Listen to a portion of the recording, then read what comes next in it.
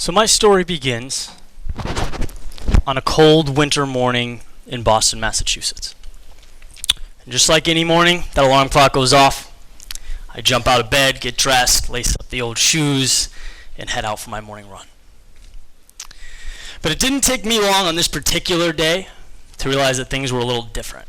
And anyone here familiar with New England weather, you will certainly be able to relate to this. It was one of those days where it's not quite cold enough for snow, but not exactly warm enough for rain either. So you get that sort of frozen, slushy rain coming down.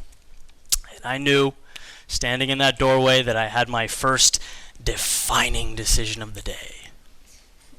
Pretty simple decision, right? Do I run or do I not? But I remember in the moment really struggling with the practicality of just going back to bed. It made all the sense of the world. Right? Or it would have been just as rational to go back in, grab a bite to eat, go to work, take that run when I get back. The sky's cleared up, everything's great. But for one reason or another, I grabbed a beanie, I found some running gloves, and I was off. And I can tell you, yes, it was cold. It was wet. It was windy. It was desolate. It was uncomfortable. But before I knew it, that door shut, and I was standing exactly where I started. Pretty anticlimactic. No awards, no trophies, no applause, no finish line, just a quiet satisfaction. But there's a reason I'm telling you this story. Right? Years after the fact, this seemingly trivial run in the rain completely transformed my relationship with that thing we call discomfort. And that little change in perspective altered everything that would come next. Now, totally fair for you to wonder what in the world this has to do with your life and your problems. What does a run in the rain have to do with the trials and the tribulations that we face every day? Well, I want you to stick with me for the next few minutes, because what I want to demonstrate is how the answer to that question is absolutely, unequivocally everything. Fast forward with me a few months. Okay, at this point in time, just left the only career I'd ever had, the only job I'd ever held. I went to pursue some creative projects, which meant a lot of things, right? Meant, as you can imagine, for the first time in my life, that bi-weekly paycheck was no longer a thing. Safety net off. It meant, for the first time in my life, I didn't know what the future was supposed to be like. Or 2, or 3, or 4 promotions from now meant, but hey, I didn't care. Right? This is why we live. I'm on my own. I'm exploring the entrepreneurial realm. It's exciting, refreshing, energizing, everything good. For a while. Because as everyone here knows, during any pursuit, reality eventually sets in, right? And when it did in this particular situation, it looked a lot like a guy in his mid-20s sitting alone in an apartment, unemployed, unsure, and very lost. And boy, did I have a decision to make, because that job, the one that I just walked away from, well, that was looking pretty good. Maybe I took that for granted. It would have been great to have money coming in. It would have been amazing to wake up every morning and know exactly where I needed to be and when and why.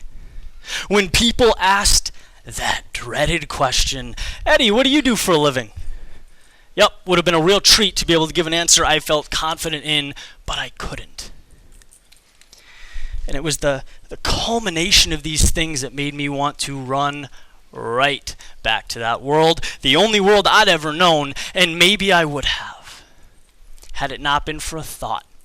A single thought, standing in that doorway on a cold winter morning, looking out at the rain, and I knew that what I wanted right now, in the moment, in the present, was not what I needed. See, what I needed to do was throw ego aside. What I needed to do was keep writing, keep creating, keep uploading, and I did. And it's an amazing thing. When you double down on discomfort, it starts to look a lot like confidence.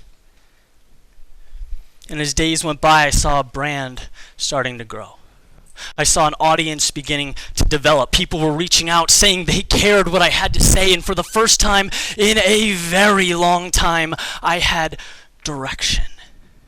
and I'd never been so grateful for a trivial run in the rain.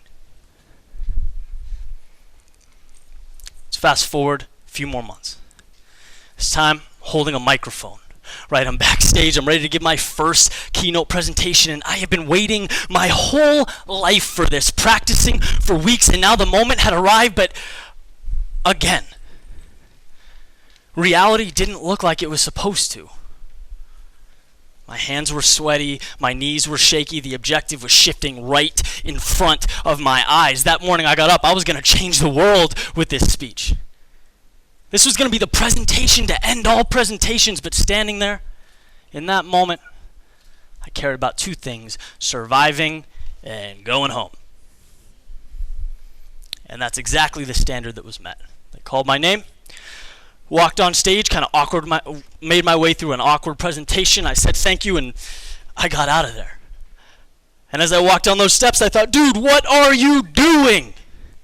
This is painful. It's excruciating. And the kicker, right, the best part, no one's forcing me to be here. It's some kind of self-induced torture, and I'm done.